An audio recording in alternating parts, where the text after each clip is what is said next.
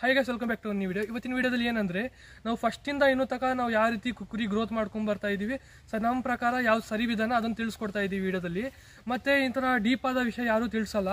ಅದಕ್ಕೋಸ್ಕರ ನೀವು ನಮ್ಮ ವಿಡಿಯೋನ ಲೈಕ್ ಮಾಡಿಲ್ಲ ಅಂದರೆ ಲೈಕ್ ಮಾಡಿ ಮತ್ತು ಸಬ್ಸ್ಕ್ರೈಬ್ ಮಾಡಿ.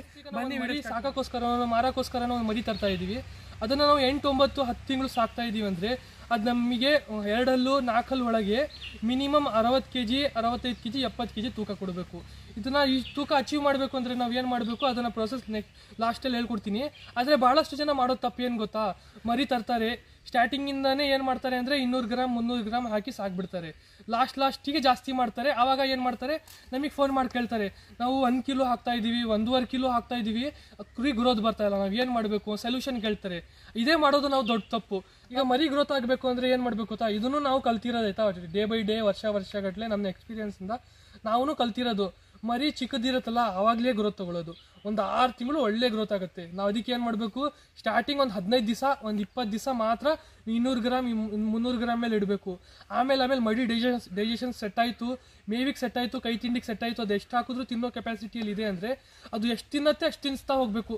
ನಾವು ಅದನ್ನು ಮರಿನ 5 ತಿಂಗಳು 6 ತಿಂಗಳಲ್ಲಿ ಮರಿ ಇದೆಯಲ್ಲ ರೆಡಿ ಆಗಿಬಿಡುತ್ತೆ, ಹಲ್ಲು ಬೀಳ್ಸಿರಲ್ಲ. ಅವಾಗ ಒಳ್ಳೆ ಗ್ರೋತ್ 50 kg ಆರಾಮಾಗಿರುತ್ತೆ, 5-6 ತಿಂಗಳಲ್ಲಿ ಬಂದುಬಿಡುತ್ತೆ. ಅದಾದಮೇಲೆ ನಾವು 60 ಕಿಲೋ 70 ಕಿಲೋ ತೊಗೊಂಡೋಗ್ಬೇಕು. ಹಲ್ಲು ಬೀಳ್ಸೋಕ್ಕಿಂತ ಮುಂಚೆ ಒಳ್ಳೆ ಗ್ರೋತ್ ಆಗುತ್ತೆ. ಹಲ್ಲು ಬೀಳ್ಸ್ತಾ ಮರಿ ಗ್ರೋತ್ ನಿಲ್ಸುತ್ತೆ, ಕಮ್ಮಿ ಮಾಡ್ತಾ ಇರುತ್ತೆ, ತಿಂಗಳ ಗ್ರೋತ್ ಕಮ್ಮಿ ಮಾಡ್ತಾ ಬರುತ್ತೆ. ಅವಾಗ ಏನು ಮಾಡುತ್ತೆ, ಕುರಿ ಕೈ ತಿಂಡಿ ಬಿಡುತ್ತೆ, ಹುಲ್ಲಿಗೆ ಬೀಳುತ್ತೆ, ಹುಲ್ಲು ಜಾಸ್ತಿ ತಿನ್ನುತ್ತೆ. ಆ ಟೈಮಲ್ಲಿ ನಾವು ಹುಲ್ಲು ಜಾಸ್ತಿ ತಿನ್ನಿಸ್ಬೇಕು. ಮರಿ ಇದ್ದಾಗ ಏನು ಮಾಡಬೇಕು, ಚೆನ್ನಾಗಿ ತಿನ್ನತ್ತೆ, ಚೆನ್ನಾಗಿ ತಿನ್ನಿಸ್ಬೇಕು. ಬೇಸ್ಮೆಂಟ್ ಅದು ಸ್ಟಾರ್ಟಿಂಗಲ್ಲಿ ಒಳ್ಳೆ ಬೇಸ್ಮೆಂಟ್ ಹಾಕ್ಬಿಟ್ವಿ, ನಾವು ಚೆನ್ನಾಗಿ ಗ್ರೋತ್ ಮಾಡಿಸ್ಬಿಟ್ವಿ, ನಮಗೆ ಲಾಸ್ಟಿಗೆ ಒಳ್ಳೆ ರಿಸಲ್ಟ್ ಸಿಗುತ್ತೆ. ಆವಾಗ ಹುಲ್ಲು ತಿಂದ್ರೂ ಬೆಳವಣಿಗೆ ಆಗುತ್ತೆ ಲಾಸ್ಟಿಗೆ ಅಂತ ಹೇಳಿ ನಾವು ಕೈ ತಿಂಡಿ ಕಮ್ಮಿ ಮಾಡಬಾರ್ದು.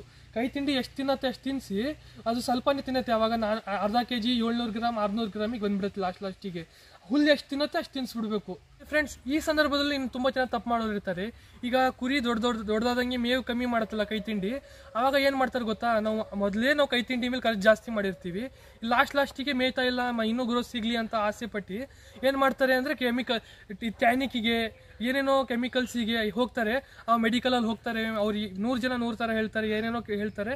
ಆವಾಗ ಏನು ಮಾಡ್ತಾರೆ, ಮೆಡಿಕಲಲ್ಲಿ ಹೋಗ್ತಾರೆ, ಅವರು ಲೀಟ್ರು 1200, 2200 ಈ ಥರ ಕಾಸ್ಟ್ಲಿ ಐಟಮ್ಸ್ ತಂದು ಹಾಕ್ತಾರೆ.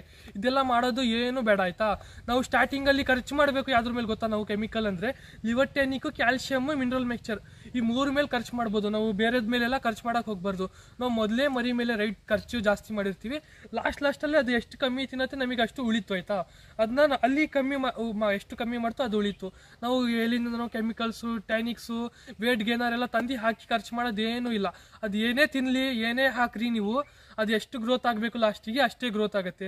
ಏನು ಜಾಸ್ತಿ ಒಂದು 200-300 ಗ್ರಾಮ್ ಏನಾದರೂ ಜಾಸ್ತಿ ಗ್ರೋತ್ ಬರ್ಬೋದು ಅದು ವೇಟ್ ಗೇನರಲ್ಲಿ ಅಷ್ಟೇ, ಮತ್ತು ಜಾಸ್ತಿ ಏನೂ ಬರಲ್ಲ.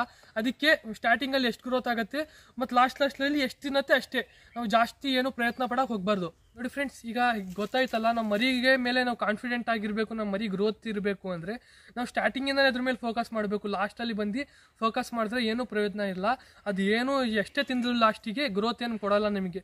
ಸ್ಟಾರ್ಟಿಂಗಲ್ಲಿ ಮರಿ ಇದ್ದಾಗ ಏನು ತಿನ್ನತ್ತೆ, ಏನು ಗ್ರೋತ್ ಕೊಡುತ್ತೆ, ಅದೇ ಹೇಳಿದ್ನಲ್ಲ, ಅದೇ ಕರೆಕ್ಟ್ ಪ್ರೊಸೆಸ್ಸು. ನಾವು ಸ್ಟಾರ್ಟಿಂಗಿಂದನೇ ಕರೆಕ್ಟಾಗಿ ತಿನ್ನಿಸ್ಕೊಂಡು ಒಳ್ಳೆ ಕೈ ತಿಂಡಿ ಕೊಟ್ಕೊಂಡ್ಬಂದರೆ ನಮಗೆ ಲಾಸ್ಟಲ್ಲಿ ಒಳ್ಳೆ ರಿಸಲ್ಟ್ ಬರುತ್ತೆ. ನಾವು ಲಾಸ್ಟಿಗೆ ಕಷ್ಟಪಡೋದು ಮತ್ತು ಏನೇನೋ ಕೆಮಿಕಲ್ಸ್ ತಂದು ಹಾಕೋದು ಮತ್ತು ಏನೋ ಗ್ರೋತ್ ಆಗ್ತಾ ಇಲ್ಲ ಟೆನ್ಷನಲ್ಲಿ ಬರೋದು ಅದೇನೂ ಇರಲ್ಲ. ನಾವು ಸ್ಟಾರ್ಟಿಂಗಲ್ಲೇ ಫೋಕಸ್ ಮಾಡಿಬಿಟ್ರೆ ನಾವು ಮರಿ ಮೇಲೆ ಕಾನ್ಫಿಡೆಂಟ್ ಆಗಿರ್ತೀವಿ, ನಮ್ಮ ಮರಿನ ಒಳ್ಳೆ ಗ್ರೋತ್ ಆಗುತ್ತೆ, ಏನು ಟೆನ್ಷನ್ ಇರಲ್ಲ. ನಾನು ವಿಡಿಯೋದಲ್ಲಿ ಹೇಳ್ದಲ್ಲ, ಇದೇ ಪ್ರೊಸೆಸ್ನ ನಾವು ಮುಂದಿನ ದಿನಗಳಲ್ಲಿ ಪ್ರಾಕ್ಟಿಕಲ್ ಆಗು ತಿಳ್ಕೊಳ್ಳೋಣ. ಈ ನಿಮಗೆ ವಿಡಿಯೋ ಇಷ್ಟ ಆಯಿತು ಅಂದರೆ ಲೈಕ್ ಮಾಡಿ, ಕಮೆಂಟ್ ಮಾಡಿ, ಶೇರ್ ಮಾಡಿ. Thanks for watching, keep supporting.